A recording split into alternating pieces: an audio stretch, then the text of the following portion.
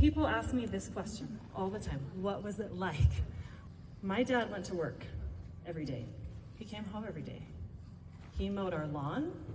He took us camping. We had chores. I scraped my knee. It was pretty normal family. The difference was in the way other people treated us. So when I grew up, I learned to build protective walls around me. I still have them. They're hard to break down. But you got to understand, a lot of people trying to get close to our family, right? Some for good reasons, some are okay, but some for maybe not good reasons. And those walls protected me. And I got really, really good at scrutinizing people and behaviors and what made them potentially safe or unsafe. And I recognized that we really don't need a village. It doesn't take a village. I believe it takes a team. I realized you really only need 3 people in your life. You need coaches, teammates, and fans.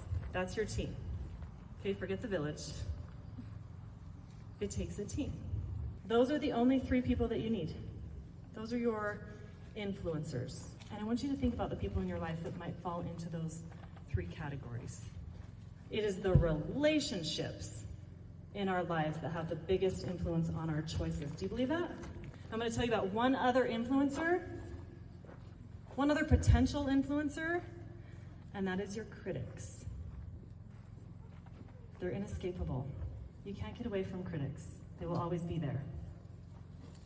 I'm just going to say they don't deserve any of my time. So I'm going to tell you one thing about your critics, and then we're going to drop it, all right?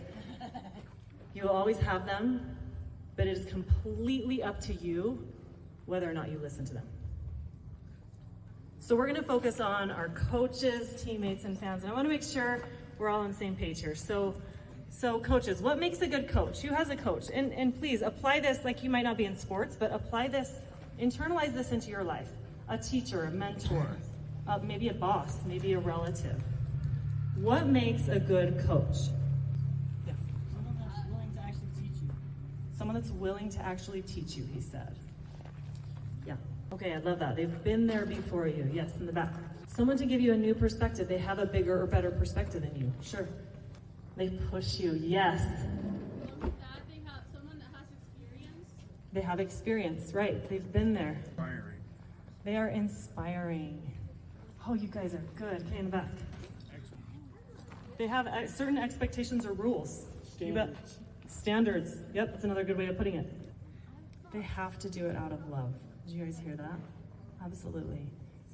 Okay, great. They're about the whole team, right? They have a bigger perspective. They're concerned about more than just you. Okay. Absolutely, patience. A good coach needs patience. I think you guys covered everything that I had and more. So my dad, the quarterback, he and I wrote a book together, and we outlined kind of a definition of a coach, a teammate, and a fan. Do you want to hear our definition? Because I think you guys really covered it. One thing that we said was they will let you learn the hard way. They're okay watching you get hurt if it's what you need. They'll reward progress over perfection, effort over achievement. A good coach has your back. We talked about how a good coach is playing the long game, right? They have that big perspective. And this one's my favorite. A good coach will damage your pride. And that's the point.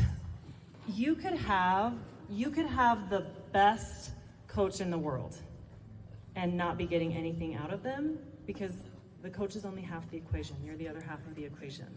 So we have to be coachable, right? When a good coach damages your pride, don't discount what they say because they hurt your feelings. Toughen up. We've got to be coachable. 2 things that we need to be coachable. We need humility, first of all. And humility isn't bringing yourself down. So you need humility and you need willingness to be coachable. Do you promise perfection? Do you promise even progress? You promise the only thing that you really have to promise, and that is your willingness. Willing and humble if you want to be coached. I want you guys, your phones don't work here, right? Yes. Okay, good. We're gonna imagine your phones, okay? And the older ones of us, we would get on our phones and we would close out all of our tabs, right? Think about your top 3 people. If you have like a favorites category on your phone, or the top 3 people that you message,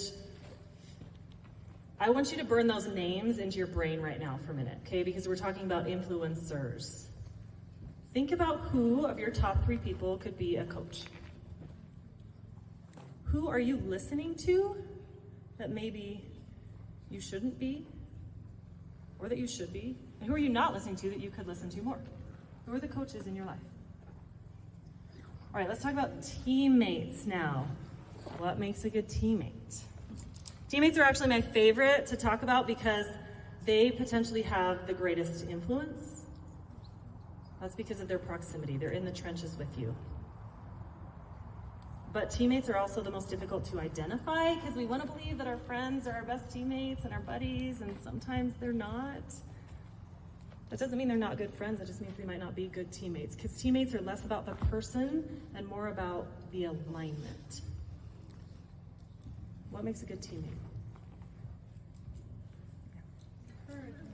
They encourage you. I love it. Trustworthy? They're trustworthy.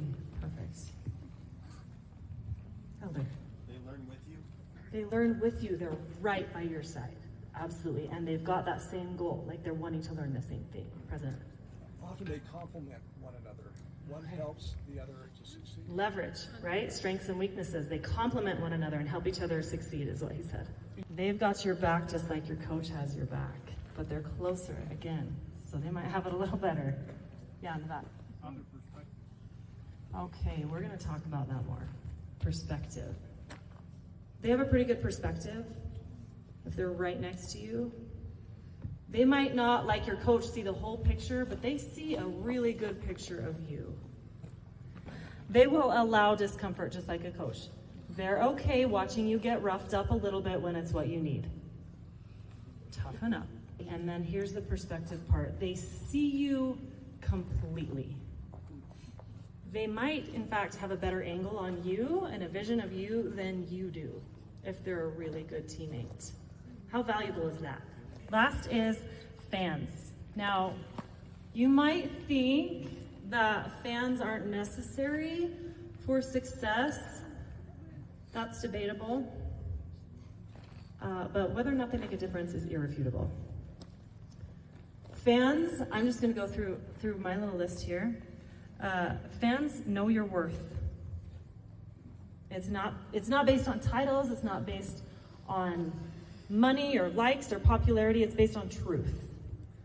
Fans will invest in you with no promise of return.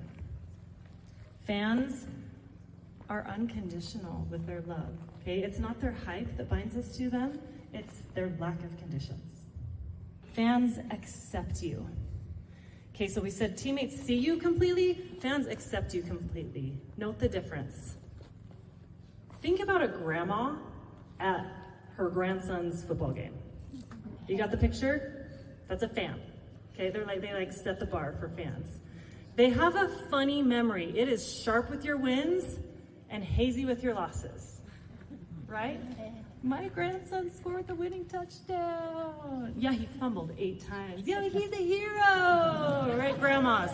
Grandmas are good fans.